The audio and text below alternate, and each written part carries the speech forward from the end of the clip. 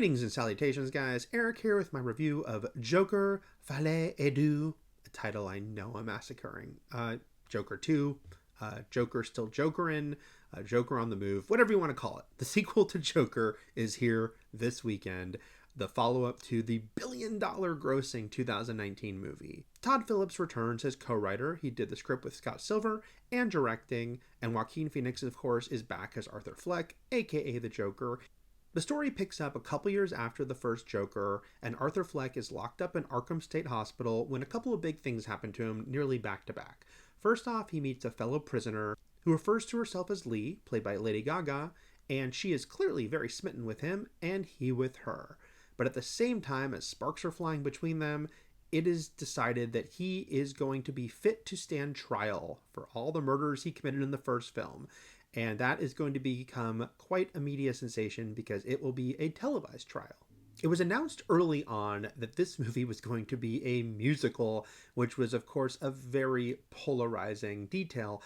One that I was pretty excited for because I ended up really liking the first Joker movie, and I didn't know if I would going into it, but I thought it really worked. I thought Joaquin Phoenix was excellent, and I thought its take on Joker and how it depicted him and his sort of mental unraveling, that was a well done story.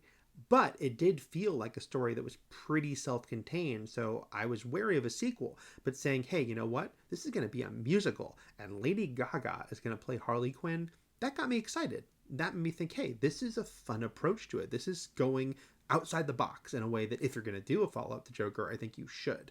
Unfortunately, though, the end result is kind of ponderous. The movie starts out strong, I thought. I liked that it begins with a very strange sort of animated sequence.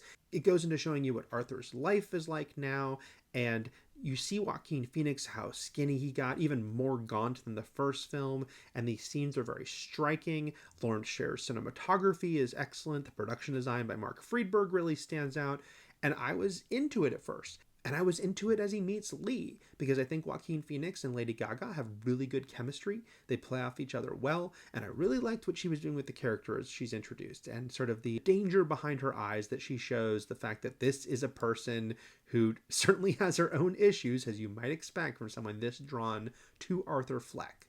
But then it continues, and the musical numbers begin, and they're a letdown. I mean, a couple of them I really liked. There's one that I think is kind of a big standout that comes a little later in the movie, but the early ones, they're all pretty much, with a couple exceptions, in Arthur's mind. And some of them are very small scale. It's just basically like, what if he started singing and moving around the room he's in singing, but he's really not. Some of them go bigger, and they're much more sort of fanciful. And it's a 1950s movie musical or a 1970s variety show. But a couple of them end pretty early. And even the ones that get into those more fanciful places, with a couple of exceptions, I feel like they don't go as big and outrageous as they should. This is a movie that is depicting sort of the inside of Arthur Fleck's head and how he is seeing the world and how that is changing because he has this woman in his life now and he's falling for her, and how that's going to be reflected into going into these more, amazing places in his mind and imagining life as a musical. But I think that they hold back. I think they could do something more with that and really go big with these musical numbers. Also, you're hurt by the fact that Joaquin Phoenix is an excellent actor, but not a good singer. It reminded me of Russell Crowe in Les Mis a few years ago, where you're like, this is not one of the talents this man has. And he is the center of this movie. So when he is breaking into song and he is really struggling, it is standing out. They kind of hide it a little more as the production gets bigger with some of the songs. Obviously, Lady Gaga does not have that problem, and she's an amazing performer. At first, it feels like they're purposely having her hold back because maybe Lee, as a singer, is not a Gaga-esque performer, nor should she be. But then she gets to go bigger as the movie continues, and of course, she's going to kill it when she does. But that doesn't change the fact that not only are the musical numbers not as great as they could be, but that so much of this movie is a courtroom drama.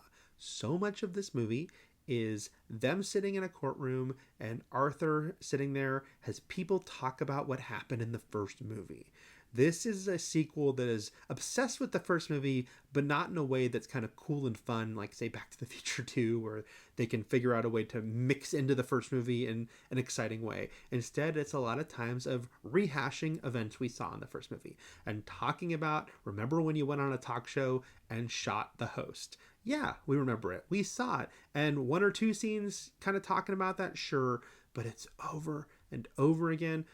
Even before the trial, we see it brought up, then over and over again as the trial continues. Yes, the trial does lead into some of those musical numbers, but it doesn't make up for the fact that you're just sitting there watching this testimony and it does not feel that interesting or exciting, and ultimately makes the movie feel kind of small, which is crazy because it's the sequel to a $1 billion grossing movie about one of the most popular supervillains ever. It has a massive budget, way bigger than the first movie, with one of the biggest pop stars in the world as a co-lead.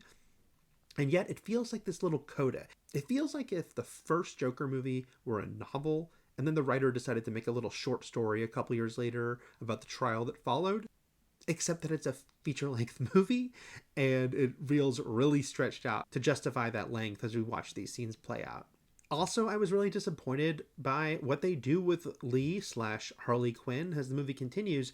It doesn't feel like that character is nearly developed as much as they could and should. You know, she's got plenty of screen time, but so much of it is in those musical numbers, which are just in Arthur's mind, rather than really developing her as a character.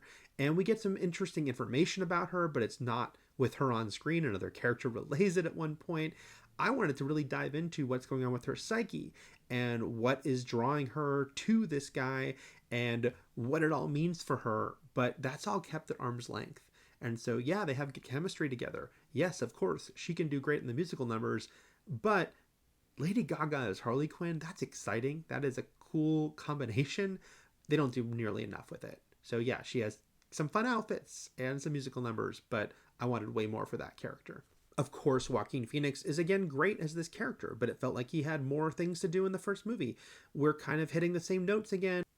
All the actors are good. The supporting cast includes Brendan Gleeson as a guard at Arkham and Catherine Keener as Arthur's lawyer. These are very talented actors who do strong work, and we get kind of extended cameos for some familiar faces from the first movie, including Zazie Beetz, as their characters are asked to testify at the trial. There's also a lot of screen time for Harry Lottie, who plays Harvey Dent, who, of course, is a name that is going to get a lot of attention from any Batman comic book fan or anyone who's seen Batman media in the past few decades, because we know where that character is supposed to go, but very one-note interpretation of Harvey Dent. He is basically the smug prosecutor, and that's all we get from him. Lots of screen time, but like a lot of the movie, it doesn't feel like there's a lot of there.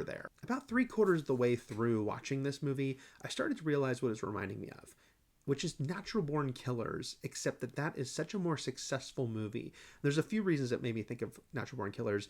A lot of it has to do with the themes of the film, because a lot of it is about the media and the fact that they are covering this trial and giving it so much attention, and the fact that Arthur already has this sort of cult of personality around him. We saw that at the end of the first movie, and people who love him and are cheering for him, and the fact that the media's presence is just going to make this more of a sensational story out there, and how Arthur is going to play to the cameras and kind of work with the fact that he knows he's getting this attention. And there's even some similarities with the mixed media of it all, because Natural Born Killers had some animation and it had a sitcom sequence and it was filmed with a lot of different formats. So the fact that Joker is a musical, has some animation, has sequences that look like a 1950s movie, a 1970s movie, made me think a lot about Natural Born Killers, but also think Natural Born Killers did it better. I mean, it did it first, but also just did it much better.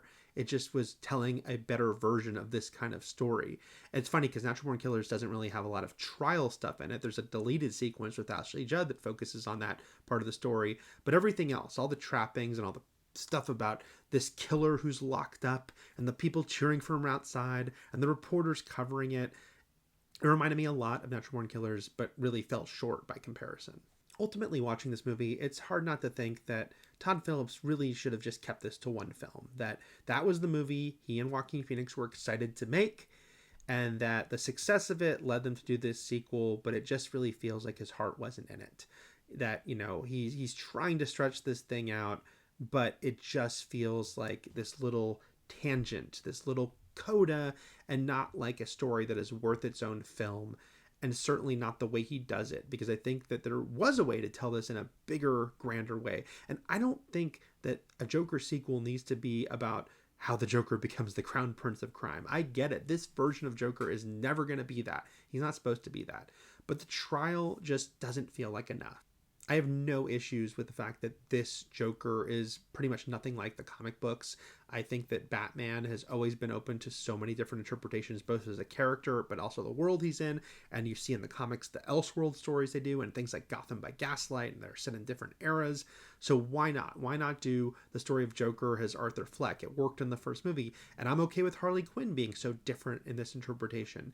But this kind of falls flat. You just kind of feel it sitting there, and it looks good and it's well acted, but it doesn't pop enough. It does not feel engaging, and it's just kind of a slog.